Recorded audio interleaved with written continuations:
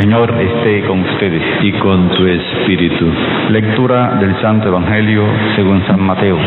Gloria a ti, Señor. En aquel tiempo dijo Jesús a sus discípulos esta parábola. Un hombre, al irse de viaje, llamó a sus empleados y los dejó encargados de sus bienes. A uno le dejó 5 talentos de plata, a otro 2, a otro 1, a cada cual según su capacidad. Luego se marchó. El que recibió 5 talentos fue enseguida a negociar con ellos y ganó otros 5. El que recibió 2 hizo lo mismo y ganó otros 2. En cambio, el que recibió 1 hizo un hoyo en la tierra y escondió el dinero de su señor. Al cabo de mucho tiempo volvió el señor de aquellos empleados y se puso a ajustar las cuentas con ellos. Se acercó el que había recibido 5 talentos y le presentó otros 5 diciendo: Señor, 5 talentos me dejaste, mira, he ganado otros 5. Su señor le dijo: Muy bien, eres un empleado fiel y cumplidor. Como has sido fiel en lo poco, te daré un cargo importante. Pasa al banquete de tu señor. Se acercó luego el que había recibido 2 talentos y dijo: Señor, 2 talentos me dejaste, mira, he ganado otros 2. Su señor le dijo: Muy bien, eres un empleado fiel y cumplidor. Como has sido fiel en lo poco, te daré un cargo importante. Pasa al banquete de tu señor. Finalmente se acercó el que había recibido 1 talento y dijo: Señor, sabía que eres exigente, que ciegas donde no siembras y recoges donde no esparces. Tuve miedo y fui a esconder tu talento bajo tierra. Ahí tienes lo tuyo. El señor le respondió: Eres un empleado negligente y holgazán, con que sabías que ciego donde no siembro y recojo donde no esparzo. Pues debías haber puesto mi dinero en el banco, para que al volver yo pudiera recoger lo mío con los intereses. Quitadle el talento y dádselo al que tiene 10, porque al que tiene se le dará y le sobrará, pero al que no tiene se le quitará hasta lo que tiene. Y a ese empleado inútil echadlo fuera, a las tinieblas. Allí será el llanto y rechinar de dientes. Palabra del Señor. Gloria a ti, Señor Jesús.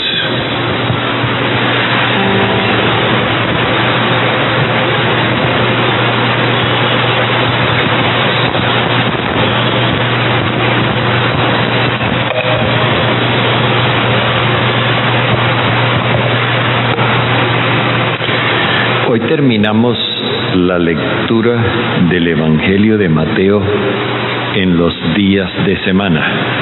Los domingos vamos a continuar leyéndolo y nos vamos a encontrar con algunos textos que ya hemos meditado a lo largo de la semana y que tendremos la oportunidad de profundizar un poquito más. Esta lectura de hoy nos presenta otra vez la muerte del discípulo, así como la de ayer. Presenta la muerte del discípulo, pero no como una catástrofe, sino como el momento de mostrar la fecundidad que ha tenido la propia vida. El relato de la parábola es en conexión con el anterior. Por eso dice que se parece también, comienza diciendo, o sea, había dicho el reinado de los cielos se parece, ahora se parece también, o sea, está en conexión con el anterior. Se refiere en ambos casos a la muerte del discípulo. Refiere una parábola en la que aparece un hombre. No dice nada más que eso, que es un hombre que se fue de viaje y llamó a sus empleados. Fijémonos en la sucesión de las acciones. Primero se va de viaje y después llama a los empleados, a los siervos, dice. Esto es para que el lector inmediatamente asocie. Es Jesús que resucitó y entonces llamó a los suyos. De hecho, dice, llamó a sus propios siervos, es decir, a sus seguidores, y les consignó todos sus bienes. Ya se los entregó. Ahora los bienes son de ambos. Los puso a disposición de sus siervos. Primero dice que llamó a sus propios siervos. Después nos presenta 3. Pero recordemos que el número 3 en la Biblia es signo de una totalidad totalidad homogénea. Entonces, sus propios siervos y 3 significa lo mismo, o sea, la totalidad de sus siervos. A uno le dejó 5 talentos de plata, a otro 2, a otro 1, a cada cual según su capacidad. Luego se marchó. Vuelve a insistir en que se marchó. El hecho de que le dé a cada uno distintos talentos o distinta cantidad de talentos no implica desigualdad. Lo que implica es diversidad. Es decir, Él los trata como iguales, pero no en serie, sino cada uno como es. Por eso se nos habla de que a cada uno según su capacidad. Y cuando vuelve a decir, se marchó, lo que quiere darnos a entender ahora es que los deja en completa libertad, les da un voto de confianza y los deja en completa libertad. Si observamos bien, no les dice qué van a hacer con los talentos, simplemente se los entrega, se los confía y los deja en sus manos. A cada uno según su capacidad. Cada uno sabe qué es lo que va a hacer con los talentos que recibe. Ellos toman diferentes iniciativas. 2, lo que indica la mayoría, ponen sus talentos a producir. Cuando viene el momento de establecer el balance, el hombre viene, es el Hijo del Hombre, para que no nos perdamos. El hombre viene y entonces el de los 5 talentos le dice, Señor, me gané otros 5. Bien, siervo bueno y fiel. Al hablar de siervo bueno, quiere dar a entender la valoración del siervo como tal. Y fiel quiere dar a entender la gestión también hecha que le presenta. Lo mismo sucede con el de los 2 talentos. Señor, me gané otros 2. Bien, siervo bueno y fiel. La misma expresión de aprobación, lo que indica que no se trataba de una especie de estratificación, sino de una diversificación. Eran diversos dones y cada uno los iba a administrar como se le ocurriera. A ambos los invita, pasa al banquete de tu Señor. Este paso al banquete del Señor es la entrada en el banquete eterno, en el reino universal del Padre.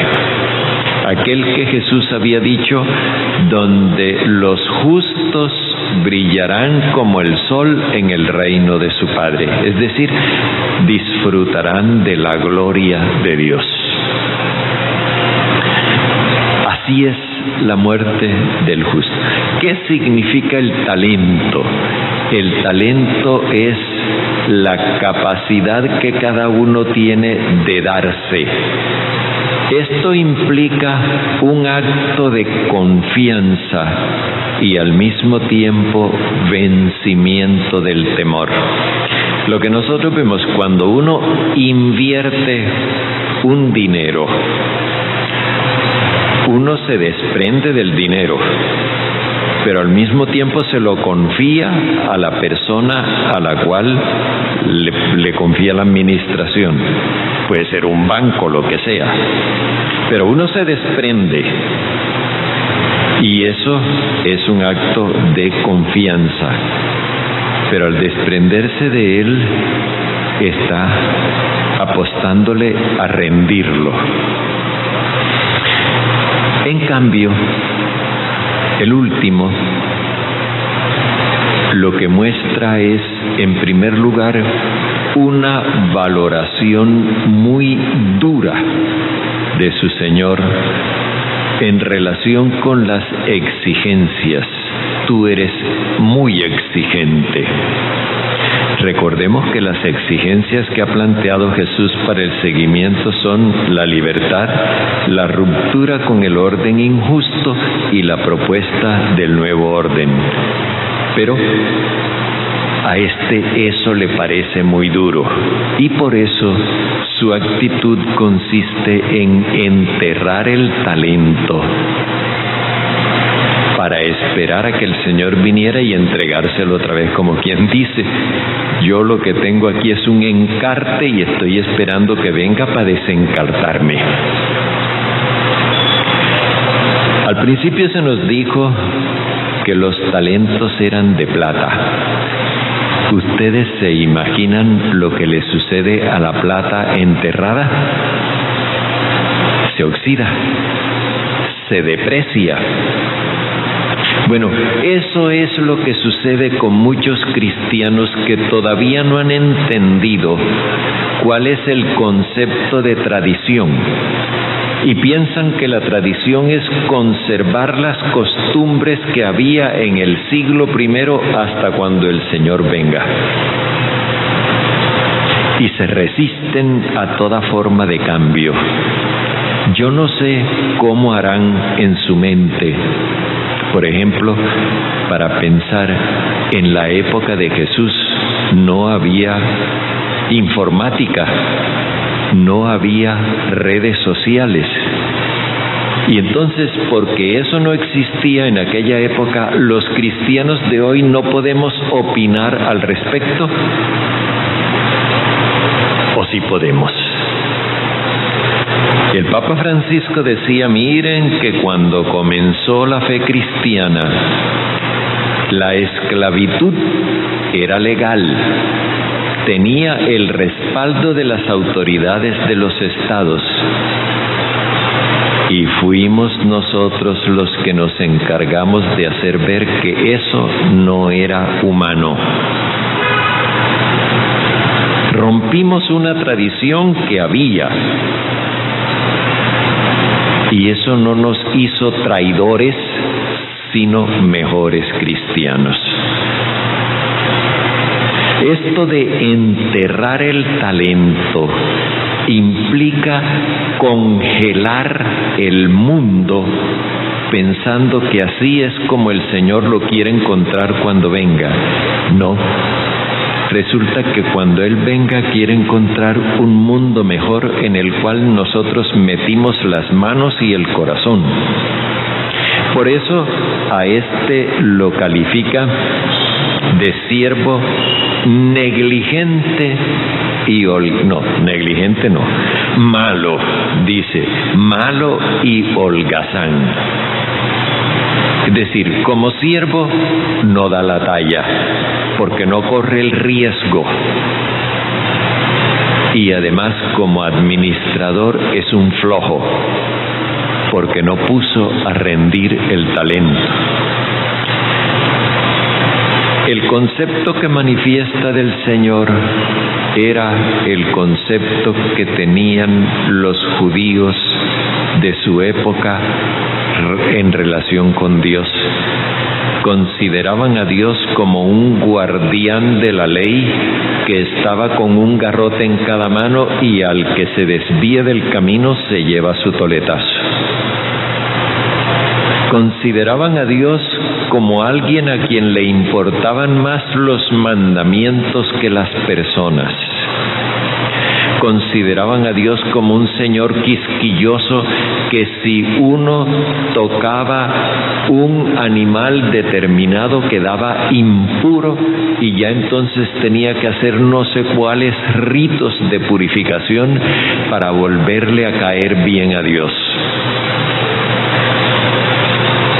Tenían una idea de Dios completamente errada. Y es a eso a lo que se refiere Jesús. En definitiva, este otro no entra en el reino. Se excluye a sí mismo y se queda en las tinieblas exteriores. En vez de entrar al banquete, se queda en las tinieblas. Y además, cuando encuentren en la Biblia esa expresión llanto y rechinar de dientes, a lo que se refiere es a la frustración total. Esta persona con esa mentalidad y con ese comportamiento lo que ha provocado es su propia y definitiva frustración. Aquí tenemos pues entonces otra manera de entender cómo es el final del cristiano. Depende de si tuvo el coraje de arriesgarse para darse, para ponerse en manos de otras personas a través del servicio, de la solidaridad, del perdón, de la compasión, o si por el contrario se blindó, se protegió. Yo soy el bueno, yo soy el justo, aquellos son unos impuros, pecadores, malvados, etcétera. Yo, y en su yoísmo se aisló de tal manera que hasta se excluyó de Dios. Nosotros ahora nos vamos a encontrar con el Señor Jesucristo en el sacramento de la Eucaristía y Él quiere pedirnos cuenta de cómo van los talentos que Él nos confió.